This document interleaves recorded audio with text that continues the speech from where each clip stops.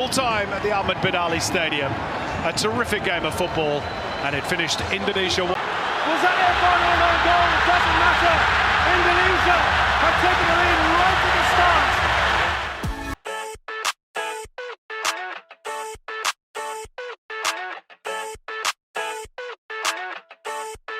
I never thought I'd feel like this.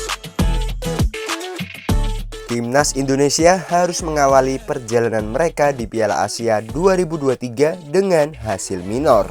Skuad Garuda harus tumbang dari lawan pertama mereka, Irak.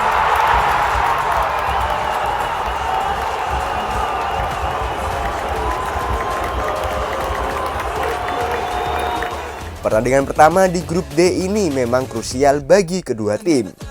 3 poin yang diperebutkan di laga ini akan berpengaruh besar dengan peluang mereka lolos ke babak 16 besar. Menghadapi Irak yang berada di peringkat 63, Timnas Indonesia harus bertekuk lutut. Anak asuh Sintayong itu tumbang dengan skor 1-3 di laga ini. Satu hal yang perlu kita apresiasi dari Timnas Indonesia di laga ini adalah sudah ada peningkatan dalam segi performa jika dibandingkan dengan uji coba pra Piala Asia 2023. Timnas Indonesia kalah 2 kali melawan Libya sebelum dihajar Iran di uji coba terakhir. Laga melawan Iran memang digelar tertutup, namun kita bisa melihat bahwa penampilan Rizky Ridho dan kawan-kawan saat melawan Libya jauh dari kata memuaskan. Jika dibandingkan dengan pertandingan melawan Irak ini, permainan timnas sedikit lebih tertata. Ada fighting spirit yang terlihat dari penggawa Indonesia. Meski memang itu saja tidak cukup untuk memenangkan pertandingan, masih segar di ingatan kita bagaimana Indonesia dihajar Irak di bulan November kemarin dengan skor 5-1 di ajang kualifikasi Piala Dunia 2026. Kali ini Indonesia kalah dengan skor yang lebih kecil dan kita harus mengapresiasi perkembangan ini. Ivar Jenner sempat tolak jersey Zidane Iqbal. Dalam laga pertama fase grup D ini, Indonesia bertemu dengan Irak, di mana kedua tim ini diisi oleh beberapa pemain yang berkompetisi di Eropa. Contohnya saja Ivar Jenner dari Indonesia dan Zidane Iqbal dari Irak.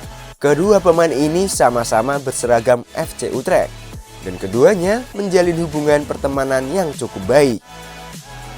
Di akhir laga, Zidane Iqbal tertangkap kamera mendatangi Ivar Jenner. Dari gestur tubuh yang ditunjukkan, Zidane Iqbal terlihat mengajak Ivar Jenner untuk bertukar jersey.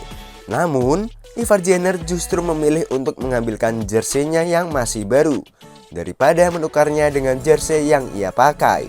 Alasannya, karena jersey yang Ivar gunakan akan menjadi kenang-kenangan untuk Ivar. Karena jersey tersebut menjadi bukti debut Ivar Jenner di ajang tertinggi Piala Asia. Pelajaran yang didapat timnas usai dikalahkan Irak. Evaluasi pertama dari permainan timnas Indonesia saat kalah dari Irak ini karena timnas Indonesia kerap kehilangan bola. Ini tidak terlepas dari pressing ketat yang diterapkan pemain Irak. Timnas Indonesia nampaknya masih kesulitan menghadapi tim-tim yang melakukan pressing ketat seperti itu. Mengingat Vietnam dan Jepang juga tim yang gemar melakukan pressing. Sintayong dan staf pelatih timnas Indonesia perlu mengasah cara keluar dari pressing lawan. Evaluasi berikutnya dari kekalahan timnas Indonesia adalah harus mulai mengurangi kesalahan individu. Karena kesalahan individu skuad Garuda di laga ini cukup banyak dan berakibat fatal.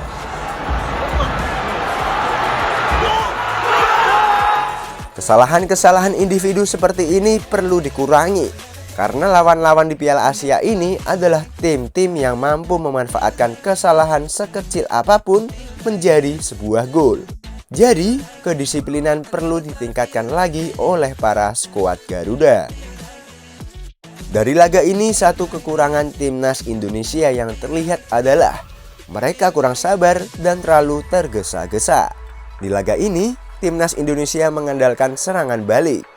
Namun dalam prosesnya, skuad Garuda kerap tergesa-gesa dalam mengalirkan bola.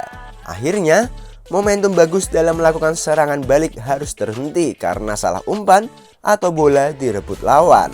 Jika aspek ini diperbaiki, serangan-serangan balik Indonesia bakal jauh lebih mengerikan dan juga lebih mengancam.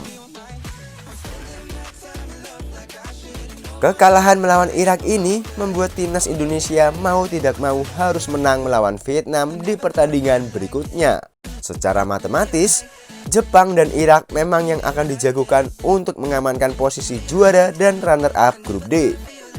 Jadi, satu-satunya opsi paling realistis bagi Indonesia untuk lolos ke babak 16 besar melalui peringkat ketiga terbaik. Mengingat Indonesia akan berhadapan dengan Jepang di laga terakhir grup D dan bukannya mengecilkan, namun kans Indonesia mencuri poin dari Jepang cukup kecil. Sama halnya dengan Vietnam yang bakal kesulitan juga mencuri poin melawan Irak di laga terakhir nanti. Alhasil, pertandingan kedua nanti akan jadi laga hidup dan mati bagi kedua tim. Sintayong benar-benar harus mempersiapkan timnya sebaik mungkin agar 3 poin bisa diraih di laga tersebut.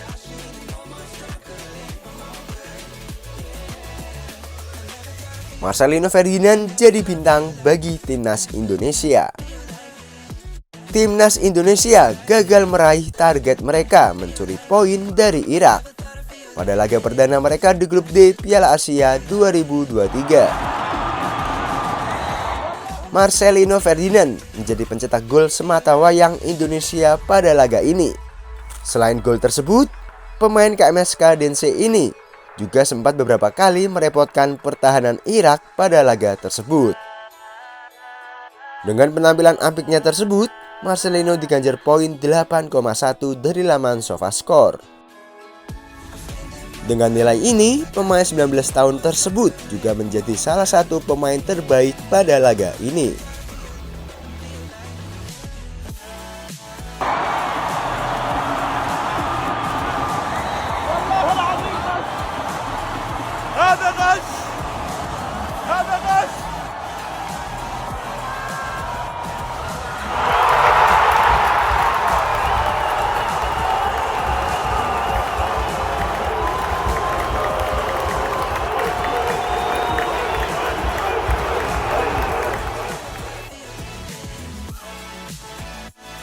Untuk saat ini, Cantika rasa sudah cukup ya menemanimu, tapi jangan khawatir.